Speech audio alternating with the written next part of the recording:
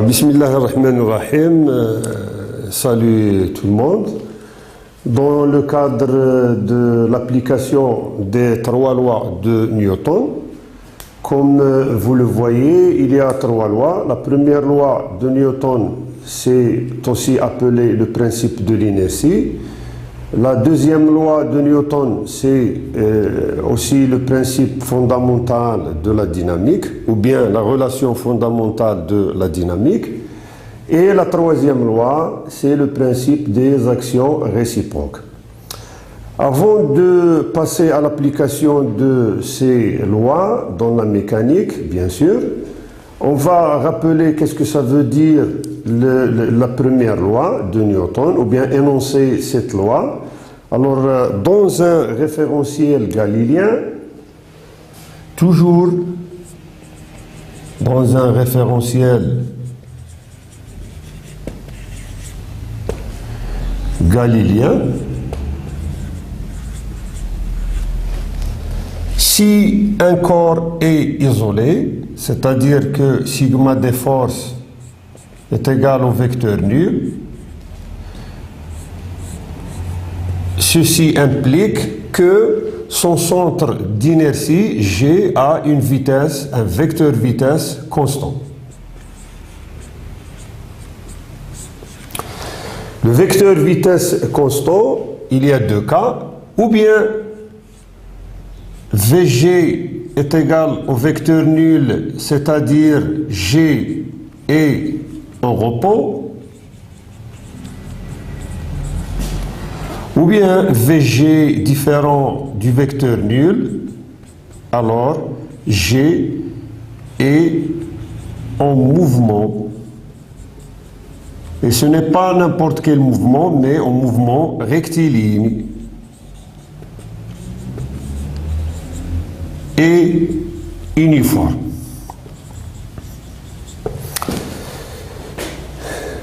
Sigma des forces est égal au vecteur nul, ça veut dire que le système est isolé. Alors c'est le système est isolé. Un système est dit isolé s'il n'est soumis à aucune action. Alors il est très difficile d'imaginer un corps ou bien un système qui n'est soumis à aucune action. Alors si il est soumis à des forces qui se compensent, alors on peut le considérer comme étant isolé et on dit qu'il est un système pseudo-isolé.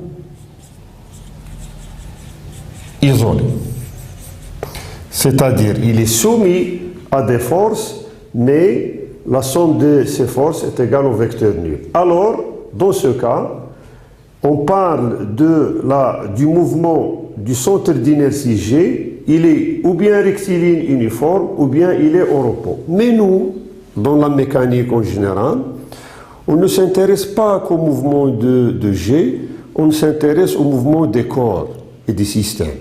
Alors comment on passe du mouvement du centre d'inertie au mouvement des corps? Si le mouvement est une translation,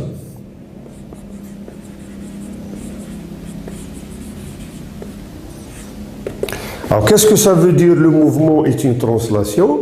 C'est-à-dire tous les points du corps ont même mouvement. Par exemple, si je prends un corps S qui est en translation avec une vitesse V, alors le point G, comme le point A, comme le point B, comme le point C, etc., ont tous même mouvement. Dans ce cas, on parle ou bien du mouvement de G ou bien du mouvement du corps S, et au lieu de parler de VG, on parle de V. Cette translation peut être, comme on l'a vu en tronc commun, il peut être une translation rectiligne, une translation inclinée ou bien une translation circulaire.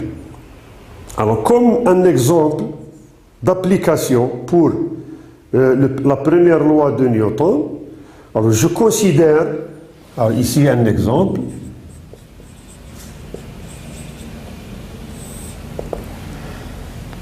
je considère un corps qui glisse sans frottement, S, le long d'un parcours A, B, C, D. Et je veux déterminer quelle est la nature. Alors la nature du mouvement de S sur chaque partie.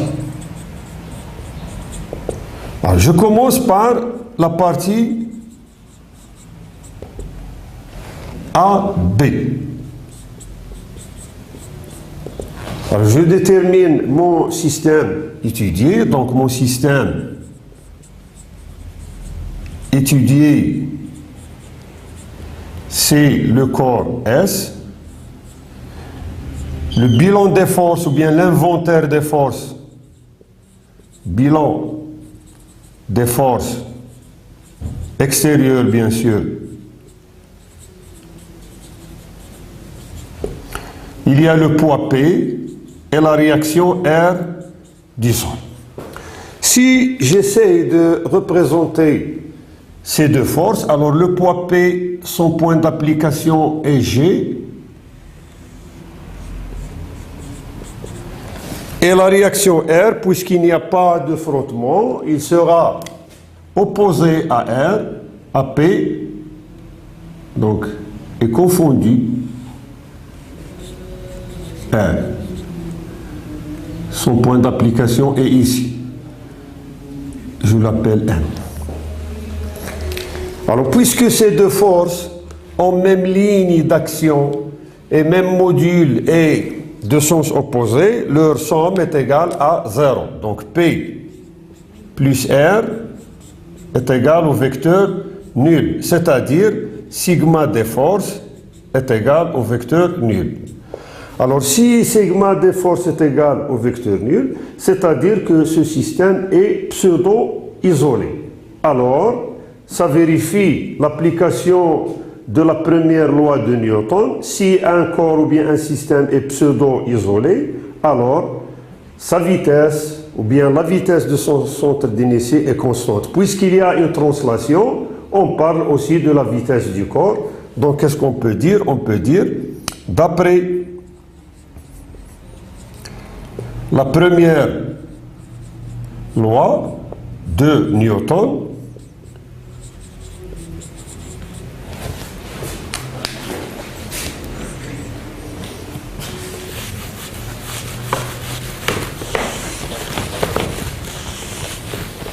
d'après la première loi de Newton, le mouvement est rectiligne uniforme. Bien. Dans la partie BC, alors pour la partie BC, la même chose, je représente les deux forces. Donc le poids P, il est toujours vertical.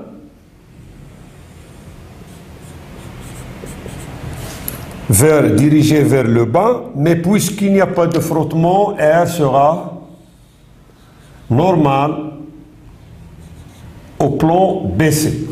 Alors je vois ici que la somme de ces deux forces ne peut être égale au vecteur nul. Donc sigma P plus R différent du vecteur nul. C'est-à-dire, d'après la première loi de Newton, le mouvement ne peut être uniforme. Alors si le mouvement n'est pas uniforme, c'est-à-dire il est ou bien varié, donc la loi de Newton ne peut déterminer la nature du mouvement quand il n'est pas uniforme. Alors l'application de la première loi, ici, nous donne que le mouvement, dans le plan, bien sûr le plan BC, n'est pas uniforme. C'est pour cela on passe à la deuxième loi de Newton. Donc la deuxième loi de Newton qui explique le mouvement dans le cas où la somme des forces n'est pas nulle. Alors, dans la partie CD, c'est copier-coller de la partie AB. Alors, voir partie AB. Donc, comme vous le voyez, l'application de la première loi de Newton, ou bien le principe de l'inertie, peut être utile dans le cas où le système est isolé ou pseudo-isolé. Sinon, on peut passer à la deuxième loi. Mais avant de passer, ici on a parlé de référentiel galiléen. Donc, c'est quoi un référentiel galiléen?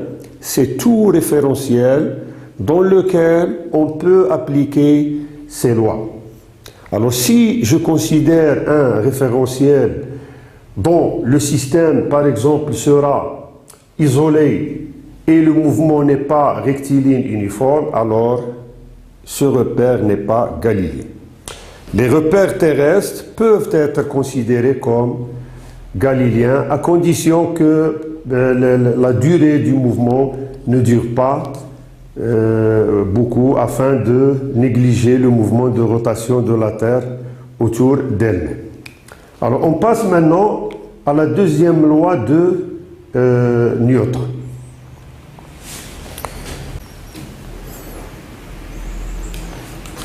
Alors comme on l'a vu, la deuxième loi de Newton, il va déterminer ce que la première loi n'a pas pu expliquer. Alors, qu'est-ce que dit la deuxième loi de Newton, connue sous le nom du principe fondamental de la dynamique, ou bien la relation fondamentale de la dynamique? Dans un référentiel galiléen, la somme vectorielle des forces extérieures, ce n'est rien d'autre que le produit de la masse par le vecteur accélération de son centre d'inertie. Alors ici, cette relation est valable dans le cas de systèmes à masse constante. Et pour nous, dans cette année, on va étudier les systèmes qui ont des masses constantes. Donc, il y a une intégration ici, une dérivée d'un vecteur quantité de mouvement qu'on ne va pas aborder ce sujet. On passe directement à la relation. Donc, le système ici n'est pas isolé ou bien pseudo-isolé, mais il est égal à un autre vecteur. Qu'est-ce que ça veut dire cette relation? Ça veut dire que connaissons les actions mécaniques ou bien les forces qui agissent sur le corps, bien le système, c'est-à-dire des actions, c'est-à-dire les forces, on peut avoir des informations sur le vecteur accélération. Alors je passe ici au vecteur accélération A du corps, sachant qu'il s'agit d'un mouvement de translation, c'est-à-dire AG, je peux la considérer comme étant égal au vecteur A, translation. Et connaissant des informations sur le vecteur accélération, on aura des informations aussi sur le vecteur vitesse. Pourquoi? Parce que le vecteur accélération, ce n'est rien d'autre que la dérivée par rapport au temps du vecteur vitesse. Connaissant des informations sur le vecteur vitesse, je peux déterminer aussi des informations sur le vecteur position OG ou bien OM. Pourquoi? Parce que V, ce n'est rien d'autre que D de OM sur DT. Alors, connaissant le vecteur OM, je peux déterminer ses coordonnées. Connaissant les coordonnées, je peux déterminer sa trajectoire. Donc, il y a toute une étude, une description du mouvement à partir des forces extérieures.